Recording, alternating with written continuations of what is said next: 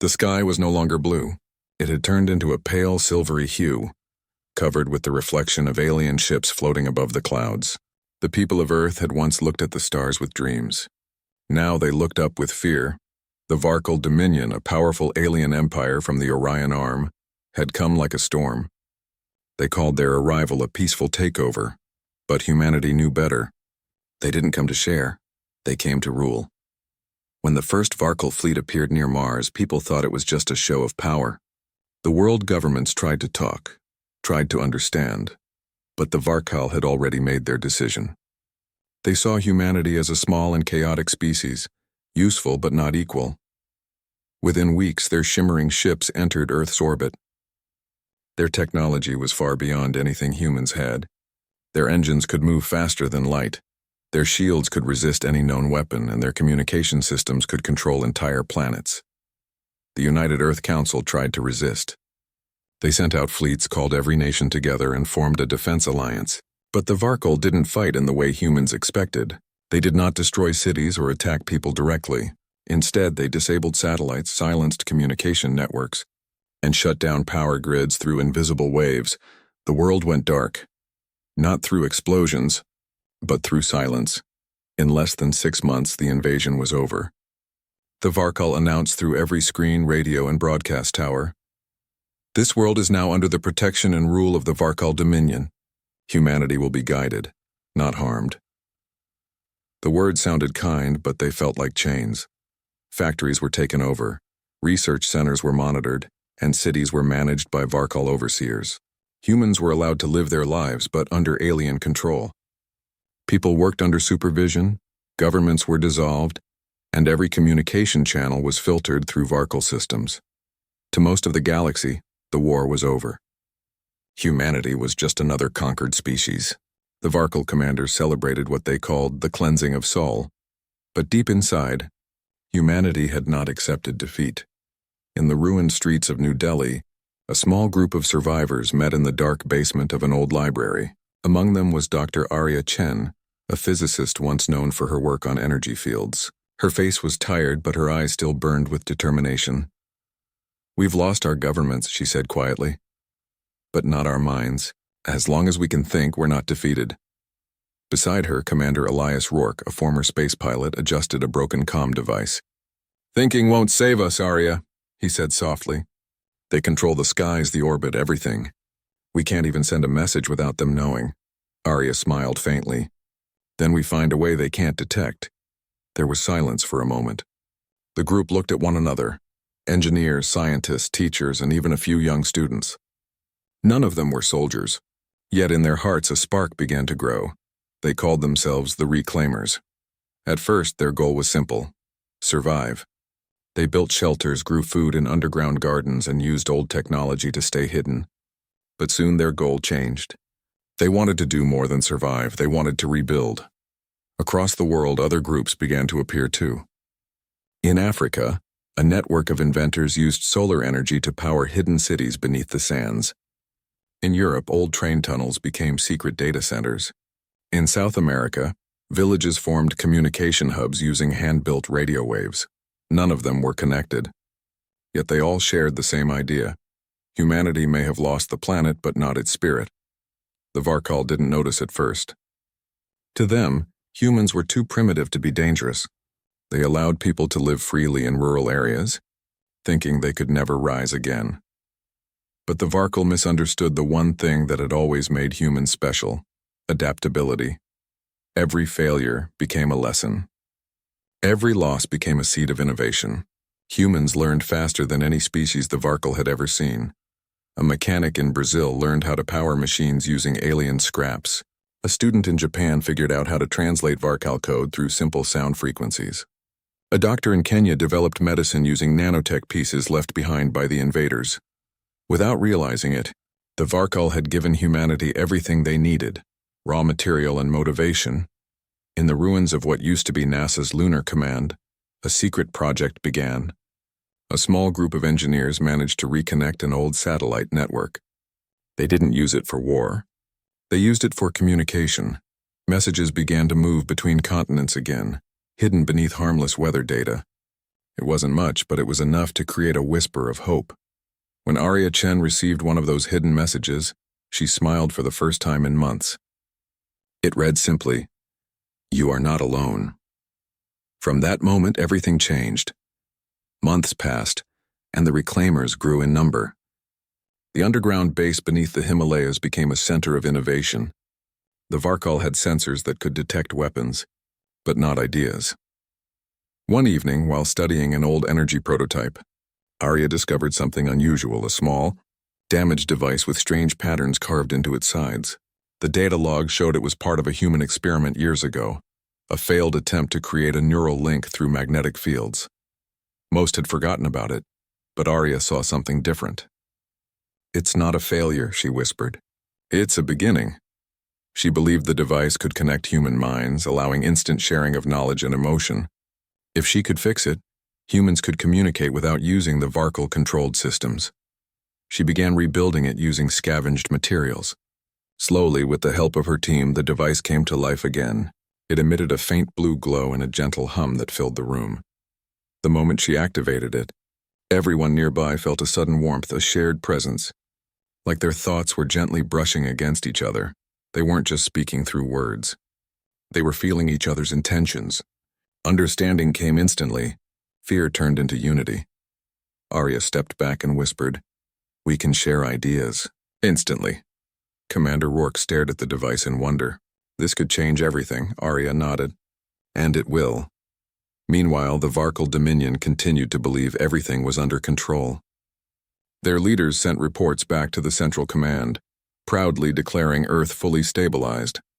They didn't see the hidden lights flickering beneath the mountains, or the quiet hum of energy rising from the underground bases. The galaxy thought humanity was finished. But beneath the ashes of defeat, a new kind of power was growing, not of weapons or technology, but of minds united by a single goal, freedom through creation. Humanity was no longer fighting to win a war. They were preparing to build a new kind of future. As the night sky shimmered with alien ships watching from orbit, Arya looked up from her mountain base. She didn't feel fear anymore. "They declared victory," she said softly, gazing at the stars. "Let them think they've won. They don't understand what we are." Rourke looked at her, puzzled. "And what are we exactly?" Arya smiled. "We're humans. We adapt, we learn, and when we rise again, we'll change everything." The wind howled outside, carrying the faint echo of their determination. The first seeds of rebellion, built not on hate but on hope, had been planted. The reclaimers would grow. The world would heal. And somewhere deep within the silent skies, the story of humanity was just beginning again. Weeks turned into months, and the world slowly adapted to its strange new reality. The Varkal Dominion believed Earth was peaceful again. Their patrol ships floated silently in the upper atmosphere, their metallic shadows crossing over continents like silent guardians. To most of the galaxy, Earth was now a quiet world, fully under control. But beneath the ground, deep in the hidden mountain base known as Himalaya Station, something extraordinary was happening. The Reclaimers, led by Dr. Arya Chen and Commander Elias Rourke, had done what no one thought possible.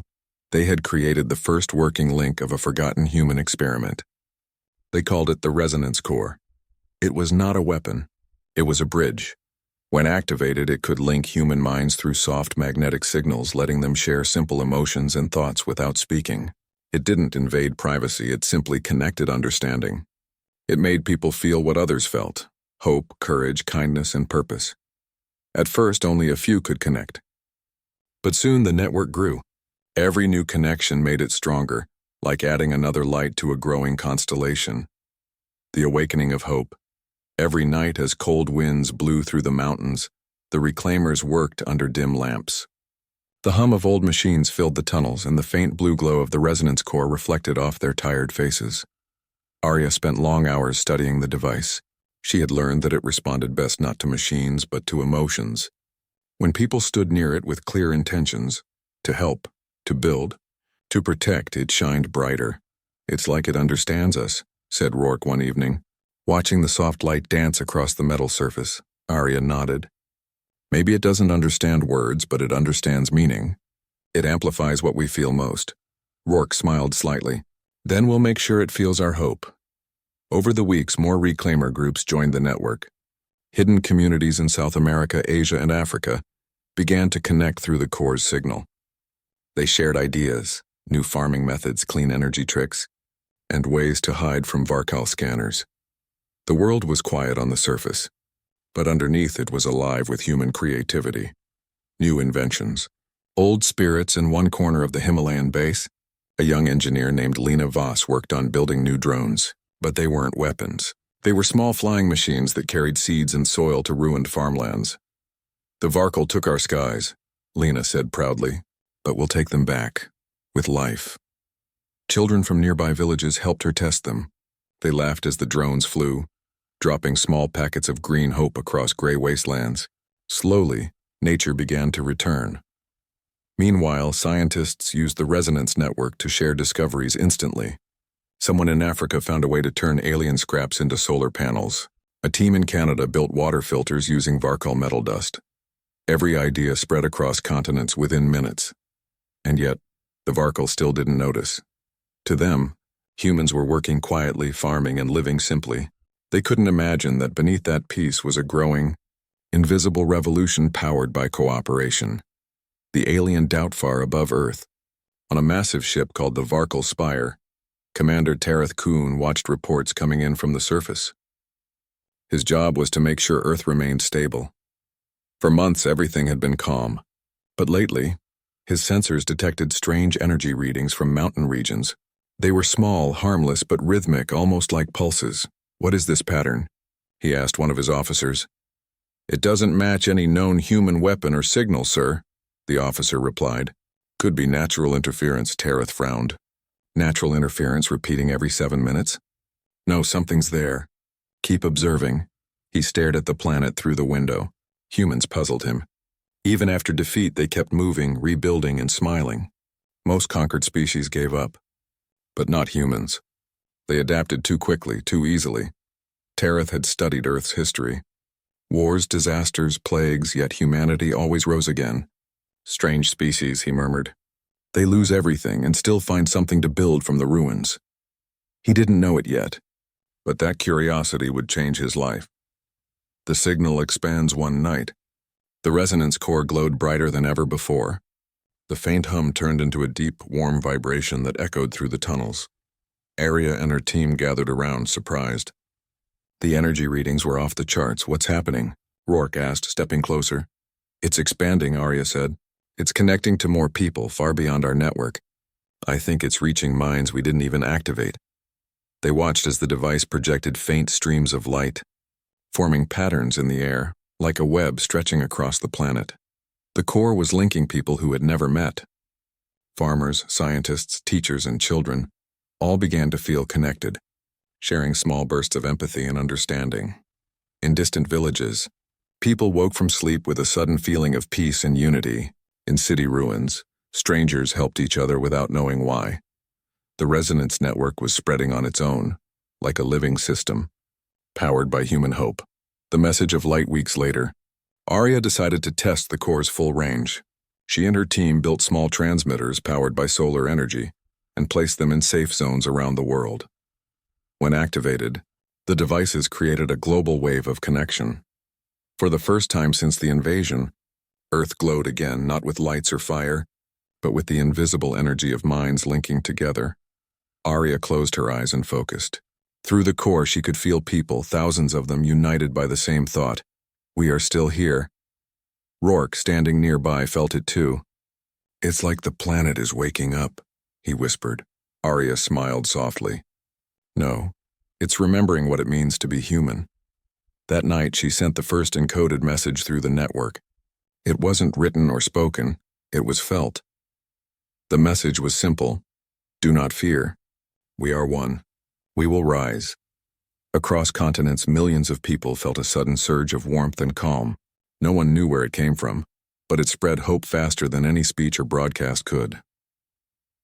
The hidden change back on the Varkal Spire, Commander Tareth received another report. Strange behavioral patterns were appearing among humans. Productivity was rising, cooperation increasing, and conflicts disappearing. "It's unusual," said the officer. "Humans are acting in perfect harmony, almost like a single system. but they show no signs of rebellion. Tareth frowned. No rebellion. Yet. He didn't realize that what he was witnessing was not control but connection. A new beginning by now. The resonance core had grown powerful enough to reach orbit. Arya and her team had created something far beyond what they intended. A living web of consciousness. It didn't control people. It simply reminded them of who they were and what they could achieve together. One evening, as the sun set over the snowy peaks, Arya looked at the glowing core. Its light pulsed slowly, like a heartbeat. "We've done something the Varkal can't understand," she said quietly. "They believe power comes from control, but real power comes from unity." Rourke nodded. "We've built a network they can't see, a language they can't hear, and a strength they'll never predict." He paused, looking toward the horizon. "What do we do now?" Arya smiled faintly. "We grow, we teach, and when the time is right, we remind the galaxy what it means to be human." The spark ignites the next morning. Hundreds of hidden transmitters came online. The resonance network now connected every continent. It was silent but powerful, an invisible thread that tied humanity together. Across Earth, creativity exploded. Farmers grew crops in new ways. Inventors built small, self-sustaining power cells. Artists created music that spread through the network like sunlight through clouds. Even the animals seemed calmer, as if they too could feel the quiet balance returning. The world was healing, not through force, but through shared purpose. And somewhere deep inside the Varkal spire, Commander Tareth Kun began to wonder if the humans were truly defeated, or if something far greater was happening right under his watch. He looked out at the blue planet below and whispered to himself, "Perhaps victory is not what I thought it was." The Varkal had declared Earth conquered, but in hidden caves, through ancient circuits and simple faith, a new light had been born. It was the spark in the ashes, the quiet beginning of a movement that would soon reach the stars. The Varkal Dominion believed Earth was silent. From their great command ships high above the clouds, Earth looked peaceful, its cities calm, its skies quiet. To the Varkal, this was the perfect example of a world under control. But deep beneath that quiet surface, humanity was moving. The Resonance Network, built from the discovery of Dr. Arya Chen and her team, had grown far beyond what anyone expected. What had started as a small underground experiment now connected millions of minds across the planet. People didn't just share ideas. They shared determination, hope, and imagination. It was not an army. It was a living web of understanding. The Varkal never detected it. They couldn't. Their sensors searched for weapons, not thoughts. A hidden expansion in the tunnels of the Himalaya base. Dr. Arya Chen stood before the glowing blue light of the resonance core. Its gentle hum had become the heartbeat of humanity's secret world. "The network has reached its limit on Earth," said Lena Voss, the young engineer who worked beside her. "It's strong, but it can't stay here forever. If the Varkal find this base, we'll lose everything." Arya nodded. "Then we expand. Not on Earth, beyond it." Commander Elias Rourke, who had once been a pilot, turned his gaze upward. "You mean space?" "Yes," Arya said softly. "It's time to take humanity back to the stars." They all knew the risk. Varkal ships patrolled the atmosphere and the orbit. But humans had learned how to hide, not through strength but through creativity. In old hangars and hidden factories, they built small, quiet spacecraft. They were made from scavenged alien materials, powered by magnetic engines, and shielded by technology that bent light around them. The first ship was named Whisper, because that was all it left behind, a whisper of hope. The journey begins one cold morning. As mist covered the mountain peaks, the Whisper prepared for launch. Only a handful of people knew about it. Arya, Rourke, and a small team of scientists watched from the hidden launch bay. "This is more than a flight," Rourke said, adjusting his jacket. "It's proof that we can still reach the stars." Arya smiled softly. "We never lost the stars, Elias. We only forgot how to look for them." The ship rose quietly, without fire or noise, disappearing into the clouds, no alarms, no detection, nothing. Hours later, the Whisper entered orbit unseen by the Varkal patrols. Its crew sent back a short-coded message through the resonance network. "We are above the clouds. Humanity is in space again." In the underground base, cheers and laughter filled the tunnels. It wasn't just a victory, it was a promise. Humanity was learning to live again beyond control. The invisible network once in orbit, the Whisper's crew discovered something strange. The resonance core signal could travel farther in space. It reached old satellites and dormant machines left from before the invasion. When the crew connected their small core to one of the satellites, it lit up with new life. A network of signals formed around Earth, invisible to the Varkal but strong enough to send messages across the solar system. Arya realized what this meant. We can build a network of minds not just on Earth but across the stars. With the Whisper's success, humanity began sending more hidden ships, each carrying pieces of the core to new places. Some to the moon, others to Mars, and even farther. The Varkal saw nothing unusual. They noticed small energy spikes but ignored them, thinking they were harmless radiation. They didn't understand that every spike was another human beacon, another link in the growing web of freedom. The Turning Point commander, Tareth Kuhn of the Varkal Spire, still had his doubts. He had studied human behavior for years, and something about Earth troubled him. He called his officer one day. "Have you noticed the human data streams?" "Yes, sir," said the officer. "They appear normal. Agriculture, energy use, communication, no sign of resistance." "Exactly," Tareth said. "Too normal. Humanity doesn't behave this way without reason. They adapt too quickly, too neatly." He walked to the window, looking down at the blue planet. "They've stopped fighting, but they haven't stopped thinking. I can feel it." But his warnings were ignored by the Varkal High Command. They saw no threat. To them, Earth was a small, weak world. The Reclaimers' Rise months passed, and humanity's invisible network began to grow even stronger. Through the resonance core, people learned faster than ever. Skills, designs, and knowledge spread like light through glass. A farmer in Africa learned how to create clean power from wind tunnels. A scientist in Iceland discovered new ways to purify water using alien minerals. Children in small villages built communication devices out of recycled Varkal tech. Every creation, every improvement, became part of the great human puzzle. A shared effort without borders or commands. Arya called it the Unity Project. And soon, the effects began to spread beyond Earth. The message beyond the stars, one of the resonance cores placed near Mars, began to pick up faint signals, not from the Varkal, but from other alien species. Small outposts, forgotten colonies, and neutral worlds heard the strange human frequency. It wasn't words, it was feelings. Hope, empathy, curiosity. For the first time, other species felt something unusual, the essence of humanity reaching out. Some ignored it. Others became curious. But a few decided to listen closely. On a small moon near the edge of Varkal space, a trader named Rin Talos from the Ilaran species picked up the resonance wave. It made him feel calm and thoughtful. He didn't know where it came from, but he saved the signal and sent it secretly to his contacts. The wave began to spread quietly through the galaxy, whispering of a world that had once been conquered, but was now awakening. The kindness that changed minds. While the network grew, something else started happening among the Varkal soldiers stationed on Earth. Some of them began noticing strange acts of kindness from humans. When Varkal patrols passed through villages, humans offered them food and water. When alien equipment broke down, human engineers quietly fixed it without asking for anything. At first, the Varkal thought it was fear, but it wasn't. Human compassion was genuine, and it began to touch even the cold hearts of the invaders. Some soldiers began questioning the purpose of the occupation. One young Varkal officer named Niren was stationed near the Himalayas. He often watched the humans working together in harmony. One day he asked a local teacher, "Why do you still help us even when we control you?"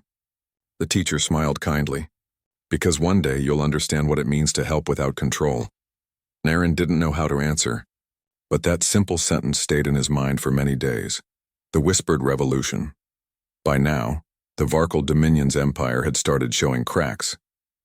Small colonies began questioning orders, trade routes became unstable, and rumors spread that humans were influencing other species through unseen means. But the Varkal leaders refused to believe it. "It's impossible," they said. "Humans have no power," and yet their empire was quietly changing, its people becoming curious, its soldiers more thoughtful, its systems weaker. This was a war the Varkal couldn't see.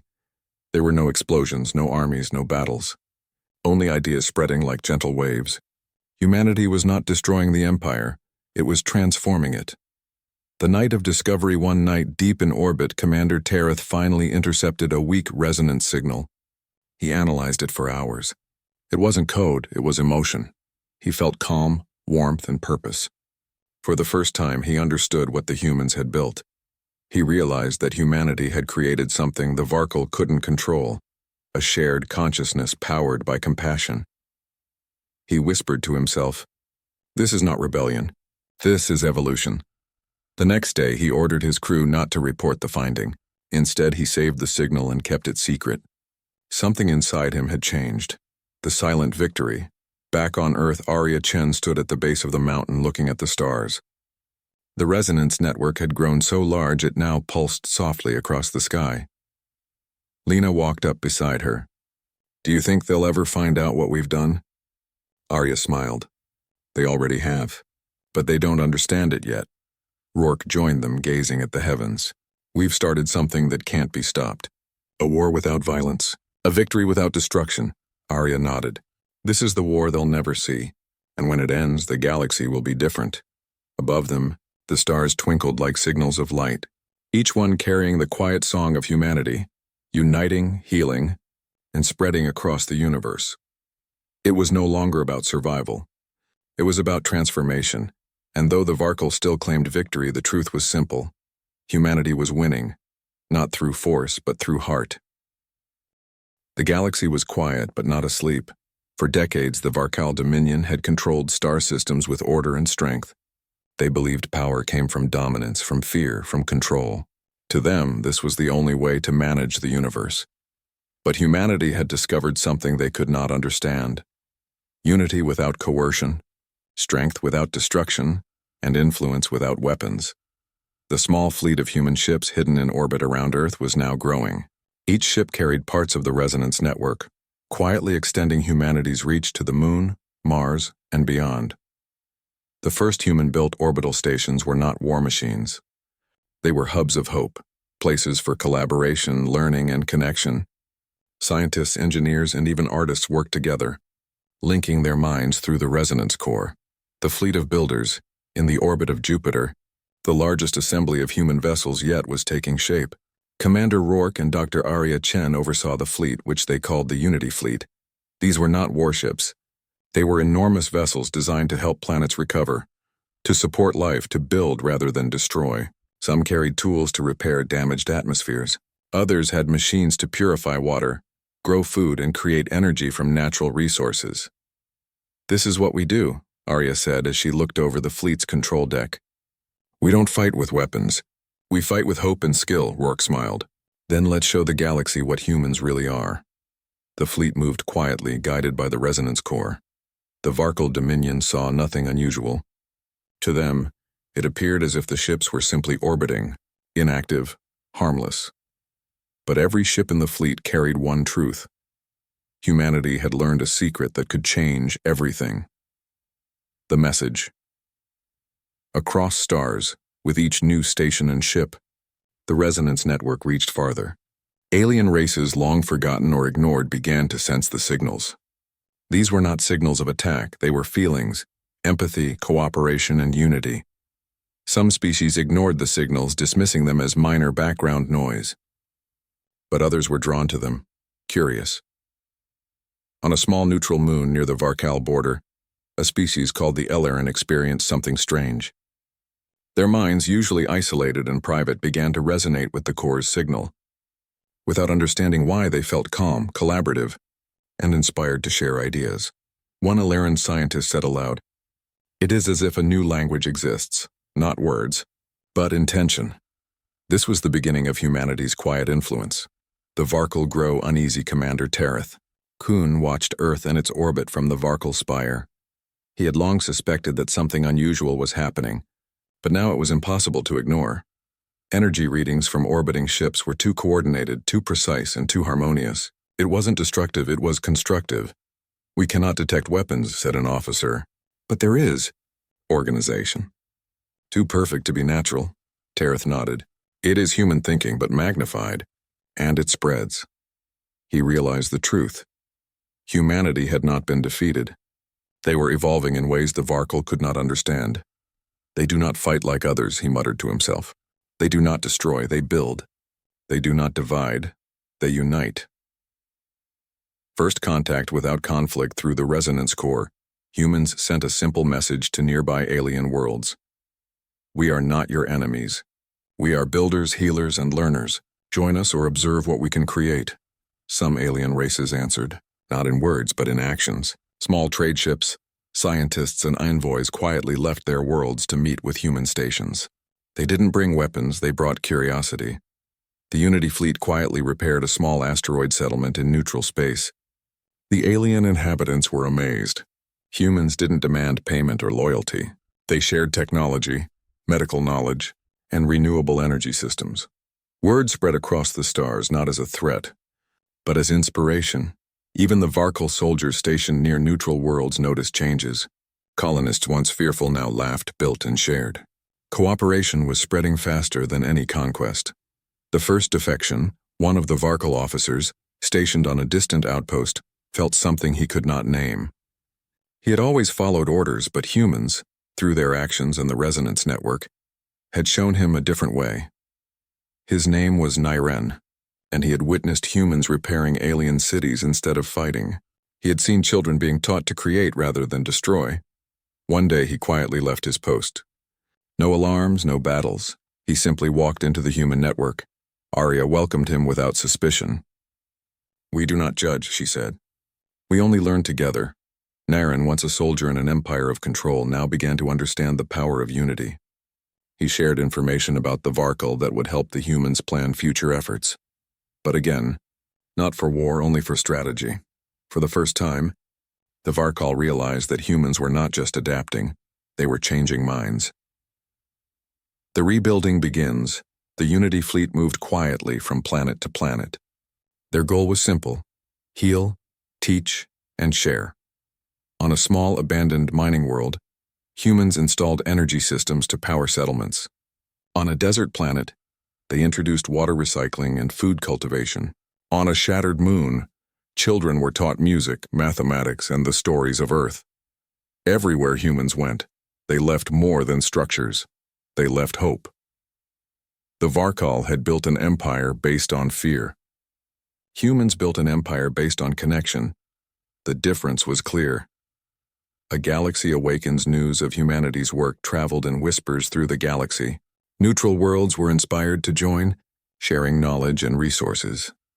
A council of alien scholars observed humans in orbit around Mars. They noted that human growth was not based on control, conquest, or dominance. It was based on cooperation, innovation, and the desire to improve life for all. One scholar said, "They are a small species, yet their influence spreads faster than empires. This is not power in the traditional sense, it is enlightenment." The Unity fleet had become more than ships. It was a symbol, a moving network of possibility and a model for peace in the galaxy. The Varkal Council responds. Finally, the Varkal High Council convened. They had ignored humans for too long, assuming control was enough. But reports of defection, unusual coordination, and rising cooperation among other species forced them to pay attention. A Varkal elder spoke first. "Humans are not rebelling with weapons, yet they are winning. Their ideas spread where our fleets cannot. They inspire loyalty, curiosity, and peace." Another added, "We cannot fight them with force. Their strength is different, unquantifiable." For the first time in their history, the Varkal faced a threat they could not attack, contain, or destroy. The call for unity on Earth. Arya Chen activated the resonance core on a planetary scale. For the first time, every human on the planet felt a single thought. We are together. We will build. We will share. The galaxy is ready for change. Children, teachers, farmers, engineers, and artists alike shared this simple truth. It wasn't a command, it was a feeling, and far beyond Earth, alien worlds felt it too. The message did not demand obedience. It offered connection. It did not seek conquest. It offered partnership. Every mind touched by it began to act quietly, without force. The Varkle still saw nothing but silence, but the galaxy itself was beginning to shift. The new era. Begins. Commander Rourke looked at the stars from the Unity fleet's command deck. "We've done more than survive," he said. "We've begun a movement that even the Varkle cannot stop." Arya Chen stood beside him, her eyes reflecting the glow of the resonance core. "We didn't fight to win battles," she said. "We built a future, and now the galaxy is ready to rise with us," Lena Voss added softly. "Every planet we touch, every mind we connect. It's all part of one human idea, that hope can change everything." Rourke smiled. "Then let's continue. There are millions of stars out there, and we have work to do." The Unity fleet moved silently into the void, carrying the promise of life, knowledge, and compassion. And somewhere, deep within the unseeing eyes of the Varkle, change was beginning, quiet and visible, unstoppable.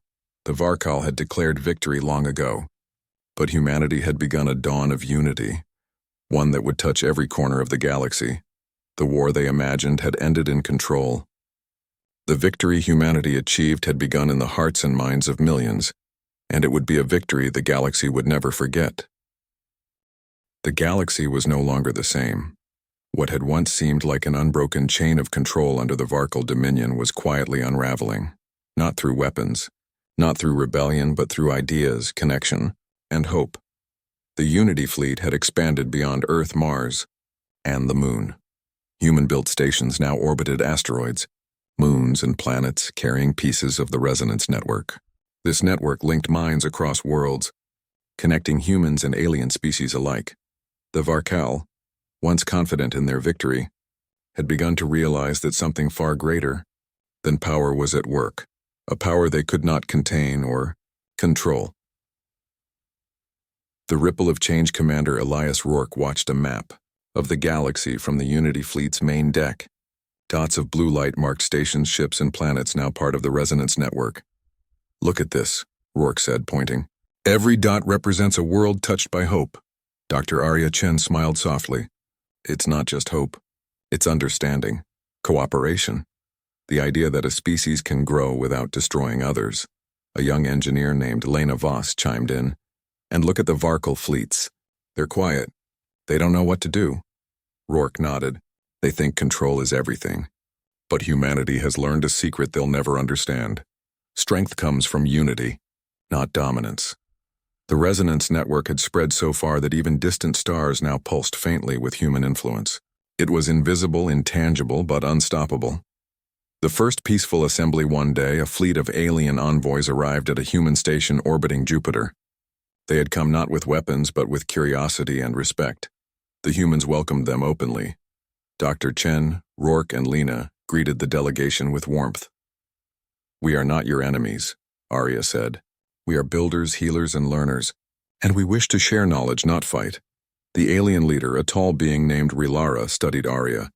"Your species is remarkable. You do not conquer, yet your influence spreads farther than any empire I have seen." "How is this possible?" Arya smiled. "We have learned that power comes not from force but from connection. We grow together, and in doing so we change everything around us." The envoys nodded slowly. They began to share their own knowledge, science, culture, and art. The resonance network connected them immediately, allowing mutual understanding in a way that had never existed before. For the first time in centuries, the galaxy experienced a true alliance formed without war. The Varkle question, on the Varkle Spire. Commander Tareth Kuhn had been watching these developments quietly. He had observed humans, their fleets, and their influence. Slowly, he began to understand what they were doing. "They are not a threat in the usual sense," he said to his officers. "They do not attack. They do not destroy, and yet the galaxy itself is changing because of them." An officer frowned. "But, sir, they are still humans. Small, fragile, primitive." Tareth shook his head. "No, that's exactly the mistake. It is not size or technology that matters. It is intention. Look at what they have done. They inspire, they heal, they unite. That is strength the Varkle cannot match." For the first time, the Varkle felt uncertainty. Their empire, built on control, could not stop a species that chose cooperation over conflict. The spread of humanity across the galaxy More species were drawn into the human network. On a neutral moon orbiting a distant gas giant, the Alaran built a research station with human engineers. On a frozen planet far from any star, a species known as the Tavari began planting crops using human-designed hydroponic systems. Even minor planets once used as mining colonies by the Varkal began to benefit from human technology, clean water, energy generation, and medicine. No human force had ever arrived. No alien world was forced to accept them, yet every world changed. The galaxy was not being conquered, it was being inspired. The spark of cooperation. One night, on a human station above Mars, Arya Chen and Commander Rourke walked along a corridor. Lena Voss followed behind carrying small tools for maintenance. "It's incredible," Lena said quietly. "Everywhere we go, we see life improving. And it's not just humans. Every species we reach begins helping each other too." Rourke nodded. "They're learning what humans have always known. Survival is not enough. Growth requires collaboration." Arya looked out at the stars. "And the best part? They're learning it without even knowing who taught them." The resonance network worked silently. It was invisible. It was unstoppable. And it was changing the galaxy faster than any battle or conquest ever could. A silent confrontation. The Varkal Dominion could no longer ignore humanity. Reports of changing behavior among their soldiers, colonies, and neighboring species forced the High Council to act. Commander Tareth was summoned. "Explain the human influence," demanded the Varkal elder. Tareth spoke quietly. "They do not fight us. They do not challenge us directly. And yet every world they touch improves. Every colony becomes more cooperative. Even our own people are beginning to question us. This is not a war we can fight with weapons." The elder's antennae twitched. "Then how do we stop them?" Tareth looked down at the blue and green jewel of Earth. "You do not stop them. You adapt, or risk being left behind." It was the first admission of weakness in Varkal history. The unity of minds on Earth, the resonance network, pulsed stronger than ever. Every human could feel the presence of millions of minds across the galaxy. And not just human minds. Alien species connected too, sharing knowledge, stories, and ideas. Children laughed together across continents, unaware of the distance. Scientists exchanged discoveries instantaneously. Artists painted and composed music that reached the farthest planets. The Unity Network became a living entity, powered by shared intent, empathy, and curiosity. No one controlled it. No one dominated it. It simply connected. Arya Chen watched it grow and said softly, "This is humanity's true victory. Not war, not power, not conquest, but the ability to change hearts without force." The turning point, a fleet of Varkal ships approached a human station near Saturn. They were expecting defiance, resistance, or even an attack. What they found instead were peaceful humans working alongside alien species. The humans offered help, shared technology, and invited the Varkal to join, not as rulers but as partners. Commander Tareth observed from a distance. Many of his officers refused to believe it. Some began to question their purpose. Slowly, more Varkal joined the network, drawn by the same quiet force that had transformed the galaxy. Even the Varkal High Council could no longer argue. Humanity had shown a different kind of power, the power of hope, cooperation, and unity. The galaxy united. Within a few cycles, dozens of species were connected to the Unity Network. Humans had not conquered them, they had inspired them. Planets once isolated began exchanging knowledge. Trade grew, research expanded, and life improved on worlds that had long suffered from neglect or fear. Even the Varkal, once the most feared empire, began to change. They learned to collaborate, to heal, and to create alongside others. They had been taught a lesson that no battle could ever have delivered. A human legacy in the quiet halls of the Unity fleet. Arya, Rourke, and Lena reflected on what they had achieved. "We didn't start with fleets or weapons," Rourke said. "We started with hope. And connection," Lena added. Every mind linked through the core became stronger, more creative, more compassionate. Arya smiled. "We changed the galaxy without violence. We proved that being human, curious, adaptable, and kind, can be the greatest strength of all." She looked out at the stars. "Every species we touch carries a piece of humanity with them. And someday, far in the future, they will look back and remember, Humans were the spark that reminded the galaxy of what it could become. The final word, the Farkle had declared victory long ago. They had believed that Earth and its people were powerless, but humanity had changed everything. Not through weapons, not through wars, and not through force, but through unity, ingenuity, and compassion. The galaxy was alive with possibility. Species worked together. Knowledge flowed freely. Creativity spread across worlds. And somewhere deep in space, humans looked at the stars and smiled. Not because they ruled them, but because they had inspired them. And the stars seemed to shine just a little brighter, reflecting the light of humanity's undying spirit.